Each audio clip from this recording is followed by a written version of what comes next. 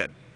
The Honorable Minister has spoken here of other dialysis machines that he bought from his own money and brought in here only for our own brothers and sisters to keep lying here idle just because of lack of proper maintenance. This kind of attitude is unacceptable. The President himself has spoken about it when he met the Syrian medical team, and he made a promise, and you can be rest assured that he'll always deliver, that he will clean this hospital with the strongest detergent. And if you think that is Omo and Ordasawel, you are making a grave mistake, because what we have here is not the lack of resources, it's the lack of the appropriate and right attitude towards work in our hospital, in our health system. And he has said he will correct the situation, and I know he will. Savali also decried the attitude of some health workers towards patients in critical conditions. And just because somebody goes to some school and gets a piece of paper that satisfies that they have a certain qualification, you cannot use that to arrogate yourself and be disrespectful to a woman who is giving birth to a child. This is unacceptable. And I want to thank the media for covering some of these very unfortunate incidents and reporting it to our attention. Drastic action is being taken, and it will continue to be taken until the situation is changed. We cannot pay for your education in this country only for you to come to the accident and emergency unit and see people at the point of death, and you just ignore them because you are chatting or you are on Facebook. This is unacceptable. If it means staffing this hospital 100% with foreigners, we'll do it with joy and pride. But what we want, the least we want, is respect for our patients, attention for our patients, and adequate care for our patients. This is the least we are expecting, and this is the least that we are going to accept. The chairman of Edward Francis Small Teaching Hospital's Board of Directors, Dauda Fadera, who also doubles as the permanent secretary at the Personnel Management Office, thanked President Jammeh for acquiring state-of-the-art machines and pledged to help ensure their proper upkeep. He, however, acknowledged that service delivery at Edward Francis Small Teaching Hospital has improved significantly in the past 3 months. Francis Mendy, Grts. For Gambia, in collaboration with the Operation Save a Baby initiative, Wednesday doled out gifts to health facilities and care centers. The move, as we hear in this report by Aissatou Bajen Sarr, complements the First Lady, Madam Zainab Yahya Jammeh's Operation Save a Baby initiative. To Her Excellency the Vice President at the Pediatric Unit of the Edward Francis Small Teaching Hospital on New Year's Day, where they presented gifts to sick kids as a way of extending the festive spirit to them. Club Foire Gambia, in collaboration with the Operation Save a Baby initiative, proceeded to the Jammeh Foundation for Peace Hospital in Bundung, where they also presented gifts to newborn babies, all geared towards complementing the efforts of the First Lady and her Operation Save a Baby initiative.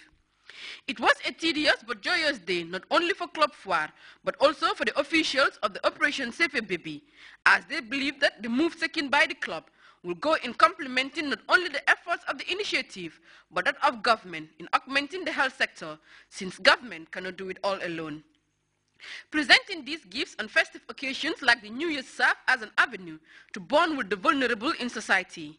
And such was the case at the SOS Children's Village, where these young children, though well taken care of, are confined within the walls of the village for their own safety. It was evident in their joyous mood that they appreciated not only the gifts, but the coming of the team to their home.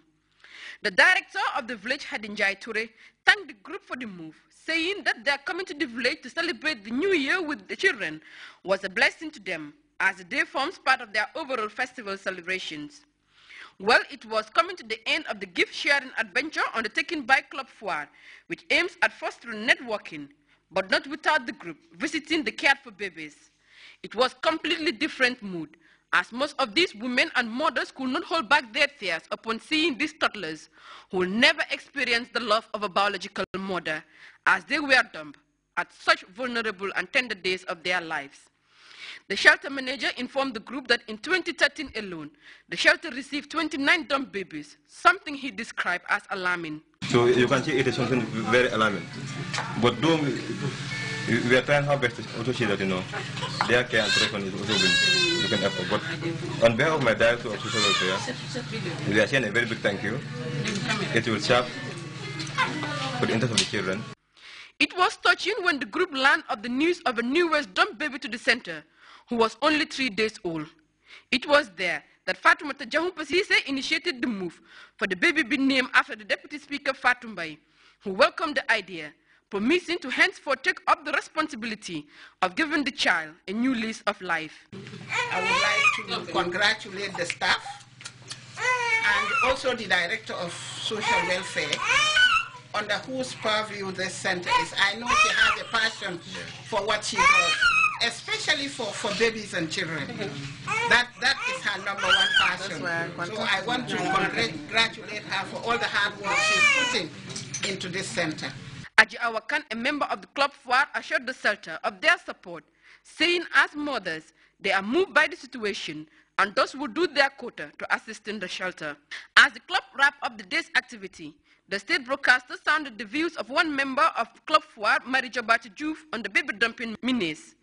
Marie bemoaned on what she described as a cruelty on the side of the mothers in dumping their babies after 9 months of pregnancy.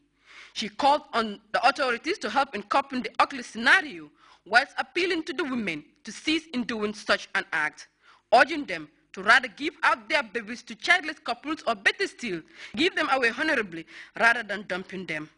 Aissatou Badiane Sarr, Grts. As part of the quest to meet the needs of their electorate, boost economic growth and alleviate rural poverty, the National Assembly Select Committee on Government Projects has embarked on a 2-day tour of the Soma Mandina and the Brikama Dasilame Dimbaya road projects. Ababukar Kamara went along and he prepared this report. Inspection exercise covering a 149-kilometer road network stretching from Kayaf to Mandinaba along the southern bank of River Gambia. The Select Committee on Monitoring of Government Projects today embarked on this tour to Ndemban here, purposely to see for ourselves complaints from the various villages following the construction of the Soma Road. We have been told by MPs and their electorates that some culverts and drainage systems are such that compounds around the road get flooded because for whatever reasons water is not flowing properly. There are blockages here and there. The issue is the road stretches from Mandinaba to Soma, which is about 140 kilometers, and then most of the issues discussed with the MPs, almost 90 or 95% of them has to do with drainage works. The ensuing monitoring exercise had attracted divergent views from both deputies and beneficiary villages, considering some remarkable shortfalls on factor during the project designing stages. This in no small measure has been neglected by the monitoring team. So you see this area, it's a place designed by the Wimpy in the 1960s, where water collects here, but there's a culvert here, which is now blocked. And as a result, water from the eastern side of the village packs here, and these compounds get flooded. You can even imagine that they dug a trench here to allow water to flow out. Now the effect of this is causes their houses, their structures to fall down, and you know, as a poor community, they have nobody to assist them. So this happens annually. Some other places we found out that there is erosion even against the highway, like in Garol, but thank God they have done that place well. Some other places water is not flowing out. There are blockages because either the culverts are blocked or no culverts at all, and therefore the low-lying compounds are flooded. Some other places you have the drainage system itself is not properly. Some places are narrow, some is not non-existent. We discussed it so that it can be expanded. The road, which is expected to finish in 2014, has been hampered by inadequate financial resources with constant rise in materials required for its construction. However, its completion will enhance economic activities and improve rural poverty. Babukar Kamara, Grts. The Banjul office of the United Nations Development Programme recently held one of its quarterly development forums. The interface, which brought together the UN agency's partners, is among a range of initiatives rolled out by UNDP to bring about change by connecting countries and mobilizes resources with a view to bettering the lot of mankind.